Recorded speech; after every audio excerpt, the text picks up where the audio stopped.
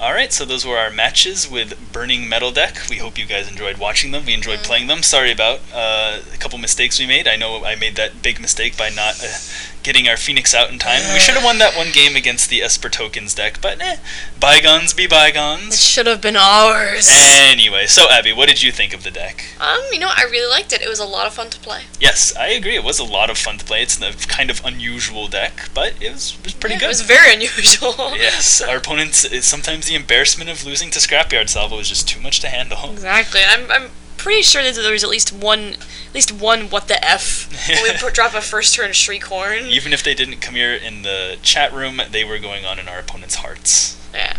So what would you rate this deck on a scale of 1 to 10? I give it a 9. A 9?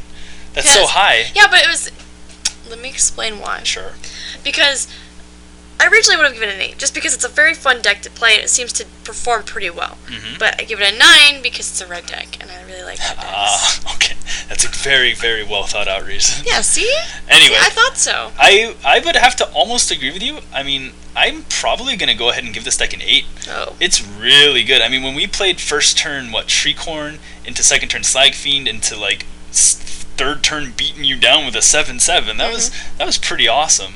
And we basically won 2 out of 3 of our matches. We kind of got crushed by the pod deck, which was just kind of unfortunate. That was awful. But then we lost the second match on the back of me being stupid and us missing a land drop out of 10 draws, which kind of sucked. And then we won the last deck against white-black tokens. I mean, this deck with being able to Ratchet Bomb and then get back Ratchet Bomb with Buried Ruin seems pretty well positioned right now. Yeah, and getting back Kuldotha Phoenix as well, just never-ending attackers. I like this deck a lot. It's really cool, and people aren't running a lot of artifact creatures anymore, so Etch Champion is basically unblockable. And even if you play against a Tempered Steel deck, the Ancient Grudges out of the sideboard are just so good, and so good. But yeah, speaking of the sideboard, I really like the main deck as it is. I don't really have too many complaints about the main deck, but the sideboard, it seemed like we weren't getting a lot of use out of these 8 right here. Yeah. The Geist Flames, we never boarded them in for anything really, and the Whip Flares, I mean, we boarded them in once, but then we immediately took them back out once we saw Honor of the Pure and stuff like that. Yeah, they weren't really that effective after we saw the Honor of the Pure. Yeah, exactly. So I think these 8 could go. And I think in place of Whip Flare, since most of the tokens we saw were Flying Spirits and Drogskull Captain decks like that with Delvers and stuff, I think one card I saw recently in a sideboard was Corrosive Gale, which is a card from New Phyrexia. It's X and a 1 Phyrexian green, and it deals X damage to all creatures with flying. So while sometimes it might kill your Kuldotha Phoenix, usually you're not going to be hitting it for 4, you're going to be doing it for 2 or 3 to kill. So if your opponent has Flip Delver, Drogskull Captain, token, just do it for 2, and then boom, their whole board is gone. Oh my! It seems pretty ridiculous in here, and especially since we can pay for the green sometimes because of Copperline Gorge and Rootbound Crag, seems even better.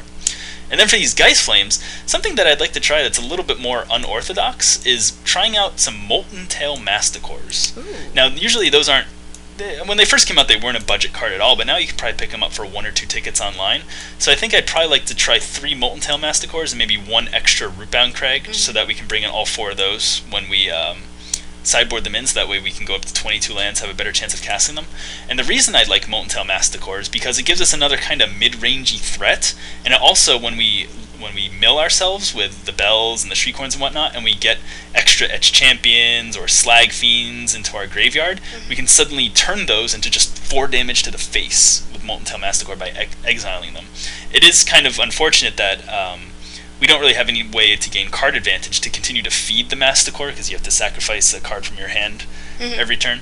But that's another way for us to get artifacts in our graveyard. I mean, when we're late game top decking those Ghoul Color Bells and a Darksteel Axe that we don't need, I mean, just get them in the graveyard and they'll do more damage to beef up our Slag Fiends and Scrapyard Salvos anyway.